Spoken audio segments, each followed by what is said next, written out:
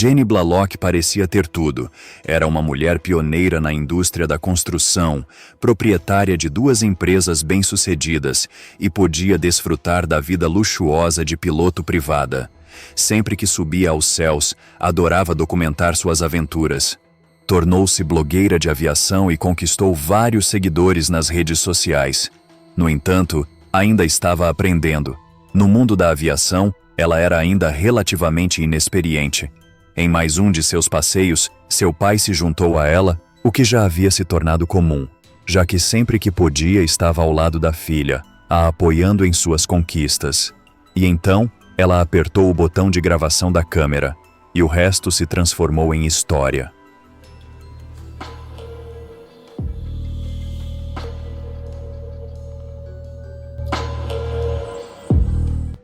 Jenny Blalock nasceu em 8 de julho de 1979 e se formou na Universidade do Tennessee com um diploma de bacharel em recursos humanos. Ela era uma pessoa muito determinada. Aos 45 anos, Jenny tornou-se uma sensação na internet em 2021 ao documentar sua vida enquanto aprendia a pilotar. Seu canal no YouTube tinha 16 mil inscritos. Descrita como piloto privada que voava por diversão em um pequeno avião, também era uma empresária de sucesso. Foi a fundadora e proprietária de 2 empresas, onde em uma construía casas de luxo, e a outra era especializada em reforma de pisos de madeira nobre.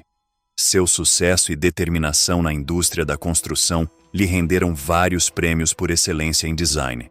Apesar de seus negócios, a sua verdadeira paixão era voar em seu amado Beechcraft Pioneer.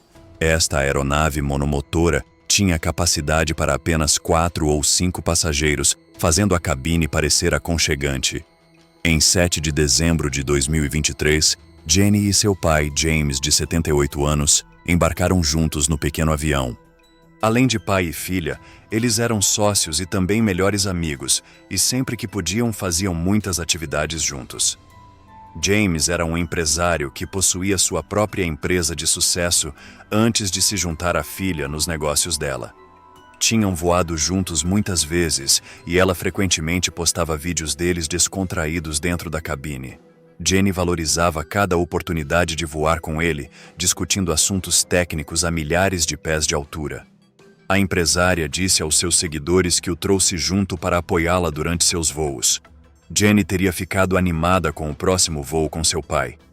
Dias antes da viagem, postou uma foto de seu amado avião no hangar após uma revisão com a mensagem: "Ela está lavada e pronta para voar."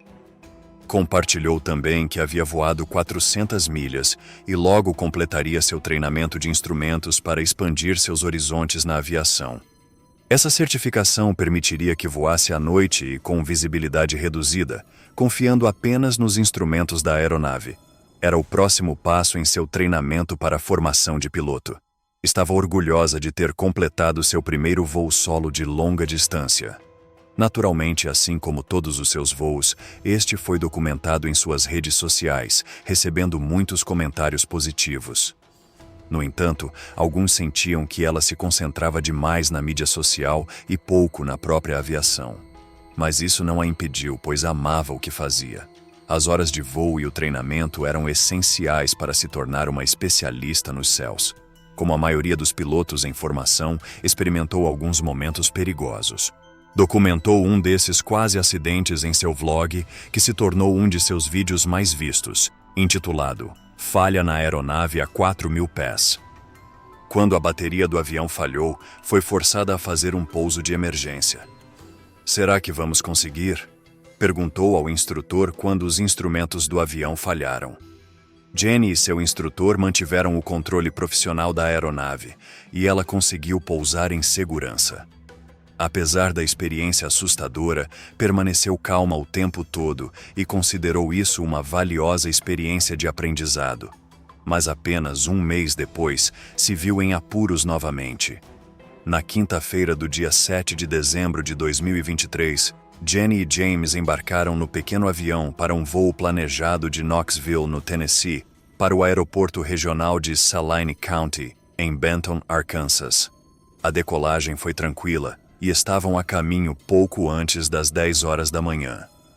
Jenny levou o avião para 2.500 pés antes de subir para 6.400 pés, solicitando serviços de acompanhamento 12 minutos depois.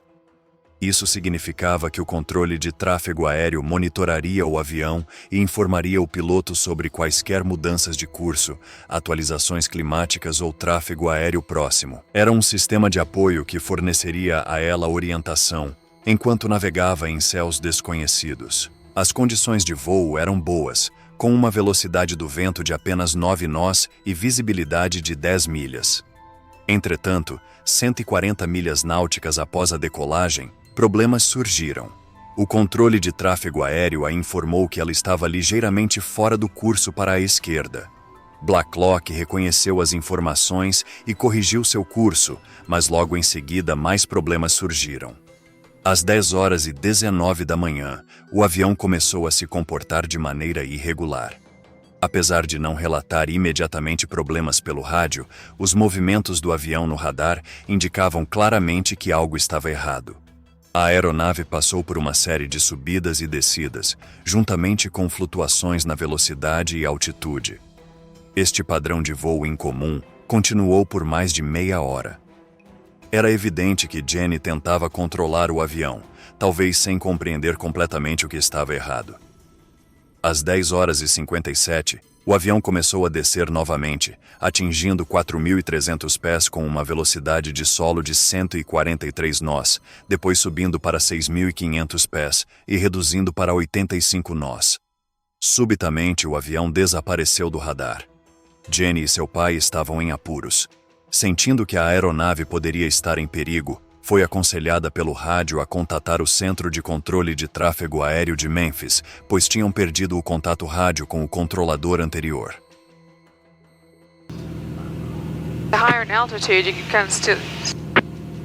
Apesar disso, o controle de tráfego aéreo fez 2 tentativas de contato com o Beechcraft Dionair, mas Jenny não respondeu. Parecia que toda a comunicação estava perdida. Momentos depois, tentaram novamente. Era uma última tentativa de pedir ajuda e relatar os problemas, mas esperaram tempo demais. Precisavam urgentemente estabelecer contato por rádio, mas o sinal estava fraco.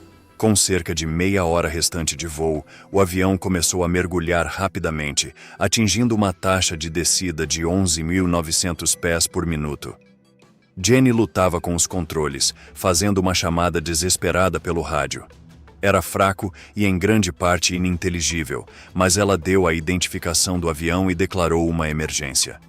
60 segundos depois, o pai de Jenny pegou o rádio e tentou fazer contato, mas a mensagem estava incompreensível e muito fraca para fazer sentido. Perderam o contato por rádio e momentos depois, houve um completo silêncio. O avião continuou seu mergulho incontrolável em direção ao chão. A aeronave atingiu os topos das árvores em um lado montanhoso e arborizado. Um espectador relatou ter visto o avião voando baixo e rapidamente, a uma velocidade de aproximadamente 228 nós, antes do impacto. Momentos depois, o avião atingiu o solo, se fragmentando em vários pedaços e formando uma cratera de 1,5 metros de profundidade por 5,4 metros de largura. Eles estavam a apenas 1 quilômetro do aeroporto mais próximo quando caíram perto da Diana Ridge Road, a aproximadamente 400 quilômetros de Knoxville. Uma testemunha correu para o local numa tentativa desesperada de resgatar qualquer sobrevivente, mas infelizmente não houve nenhum. Um incêndio começou a partir do vazamento do motor e rapidamente se espalhou, engolindo o avião e a vegetação ao redor em chamas. A aeronave havia caído em um lado montanhoso e arborizado a uma altitude de 296 metros. Devido à localização remota do acidente, levou algum tempo para que a equipe de resgate chegasse ao local. Quando chegaram, encontraram destroços espalhados por uma área de aproximadamente 90 metros. A cabine foi amplamente destruída pelo impacto e pelo fogo subsequente. Jenny e James foram encontrados sem vida, e com o impacto seus corpos foram arremessados para fora da aeronave. Foi uma cena angustiante de destruição total. Mas o que causou tal tragédia? Os investigadores de acidentes de voo tiveram pouco com que trabalhar, pois a maioria dos instrumentos foi destruída durante o acidente, e uma investigação como essa demora aproximadamente de 6 meses a 2 anos para ser concluída. Porém, nas investigações preliminares e também pelos próprios vídeos gravados de seus voos, eles logo puderam observar que apenas 2 meses depois de passar no voo de check-out, ela decidiu comprar um novo avião. Em 14 de julho de 2022, ela postou: "Então, hoje fiz uma coisa. Adeus ao meu Piper. Olá para minha família Beechcraft." O avião que ela comprou foi um Beech 35 C-33 Debonair, de 1965, o que já é uma grande indicativa que ela não tinha ainda uma grande experiência com a nova aeronave. Provavelmente ela tinha menos de 100 horas de voo quando comprou o seu Beechcraft Debonair. E quando você finalmente termina o treinamento e obtém sua licença, nunca é uma má ideia continuar voando com o avião que você treinou, pelo menos por um tempo, para acumular algumas horas e se tornar mais confortável voando sozinho. No entanto, havia mais uma questão: o piloto automático. Jenny havia filmado publicamente testes do piloto automático Century 2000 do Dionair e carregado esses vídeos de treinamento nas redes sociais. A parte complicada para entender o piloto automático era que seu avião não estava equipado com compensador elétrico, então ela teve que ajustá-lo manualmente para que funcionasse com o piloto automático. Testar sem entender completamente como o sistema funcionava ou como manipular o avião era arriscado. Ao inspecionar a aeronave acidentada, os investigadores descobriram que o compensador de profundor estava configurado para uma posição de 5 graus para baixo. Neste avião específico, os especialistas acreditam que isso seria o suficiente para causar uma rápida e dramática perda de altitude. Dependendo das características do modelo de piloto automático, provavelmente teria sido desengatado nessas configurações de compensador. Se a configuração do compensador não fosse drasticamente alterada pelo piloto, poderia ter causado uma série de oscilações que poderiam explicar as flutuações incomuns na altitude registradas antes do acidente fatal. À medida que a notícia da tragédia se espalhou, homenagens a Jenny e seu pai começaram a chegar. No entanto, muitas pessoas foram críticas em relação à atitude aparente de Jenny em relação ao voo. Alguns que assistiram aos seus vídeos no YouTube afirmaram que ela estava mais focada em gravar os vídeos de voo do que em realmente aprender a voar. E embora 400 horas de voo possam parecer muito, algumas pessoas ficaram surpresas com sua evidente inexperiência. Houve críticas direcionadas aos seus instrutores, pois haviam aprovado seus níveis de competência conforme ela progredia em seu treinamento. Mas a responsabilidade continua sendo um ponto de debate. Em 14 de dezembro de 2023, uma semana após o acidente, uma missa foi realizada para Jenny e James Blalock, na Igreja Batista de Sever Heights. Pai e filha sempre serão lembrados por seu amor pela vida, sua determinação e sua fé inabalável. Seu legado viverá nos corações daqueles que os conheciam e amavam. Obrigado por nos acompanhar nesta jornada e deixe seu comentário sobre o que achou do vídeo. Não esqueça de nos apoiar com seu like, um gesto simples de sua parte, mas que faz uma grande diferença para nós.